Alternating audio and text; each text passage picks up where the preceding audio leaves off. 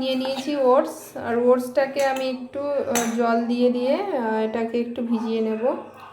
পুরো জল দিয়ে ভেজাবো না, অল্প অল্প জল দিয়ে এটাকে পুরো জাস্ট ড্রাই সোপ করে নেব।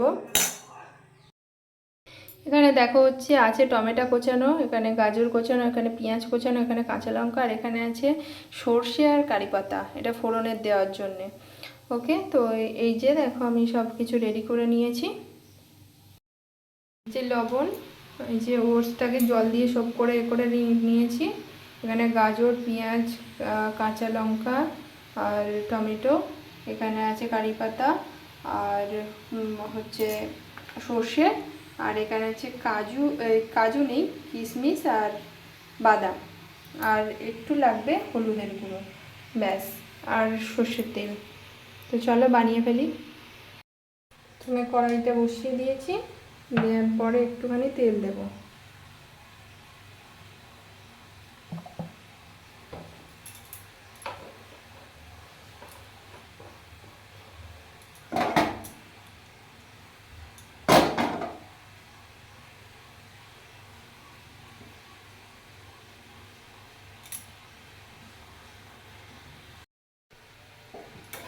তেলটা দেখো ভালো গরম হয়ে গেছে। এই তেলটার মধ্যেই আমি বাদাম আর হচ্ছে কিশমিশটা ভেজে নেবো, আর এই তেলের মধ্যেই আমি বাকি খাবারটা পুরো রেসিপিটা বানিয়ে নেবো। আলাদা তেল কিছু দেবো না, জাস্ট মানে খাওয়ার সময় এক সময় জিনিস ছড়িয়ে দিয়ে ভালো করে বানিয়ে নেবো।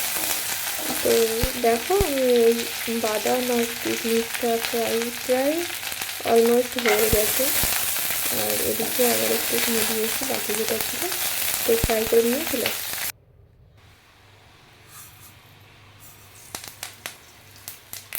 কারি পাতা আর সর্ষে ফোড়নে দিয়ে দিলাম, আর একটুখানি নেড়ে চেড়ে নেব।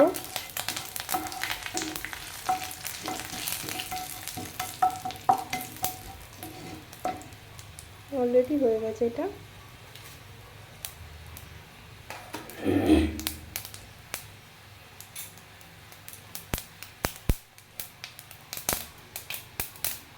কারি পাতা সর্ষেটা একটু ভাজা ভাজা হয়ে গেছে, আর বাকি যে ইনগ্রিডিয়েন্টগুলো আমি কেটে রেখে দিয়েছিলাম সব কিছু একসাথে মিক্স করে নেব ভালো করে। একটু এগুলো একটু ভাজা ভাজা হয়ে গেলে তারপরে আমি বাকি যেটা আছে সেটাও অ্যাড করে দেবো। একটু লবণ দিয়ে দেবো, যেটা একটু সবজিগুলো নরম হয়ে যাবে তার জন্য।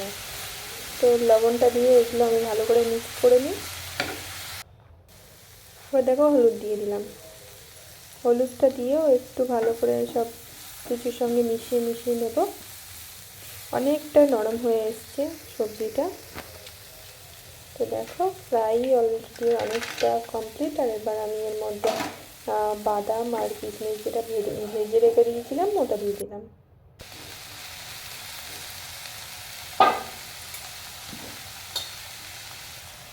একটু চাপা দিয়ে দেবো।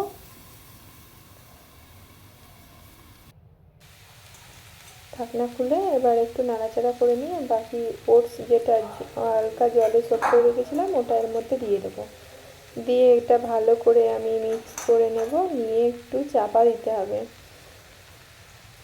অনেকটাই বানাচ্ছি আজকে, আমরা সবাই ব্রেকফাস্ট করবো বলে। তো এটাই আজকে ব্রেকফাস্টের জন্য সবার জন্য আমি পরিমাণটা একটু বেশি নিয়েছি। চাপা দিয়ে দিয়েছি।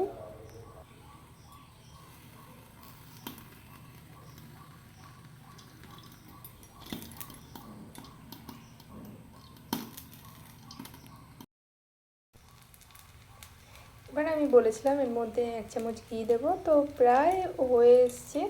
তো নামানোর একটু আগে আমি 1 চামচ বড় চামচের ঘি দিয়ে দিলাম, তো এতে ফ্লেভারটাও খুব ভালো আসে। আর আমরা মানে ঘি খাওয়াই যায় 1 চামচ। তো এই যে আমি একটু ঘিটা দিয়ে নাড়াচাড়া করে চাপা দিয়ে নিয়েছি, আর এবার ঢাকনাটা খুলে দেখো আমার কমপ্লিট হয়ে গেছে রান্না। এবার শ্বশুরমশাইকে দেওয়ার জন্যে থালাতে সার্ভ করে নিলাম।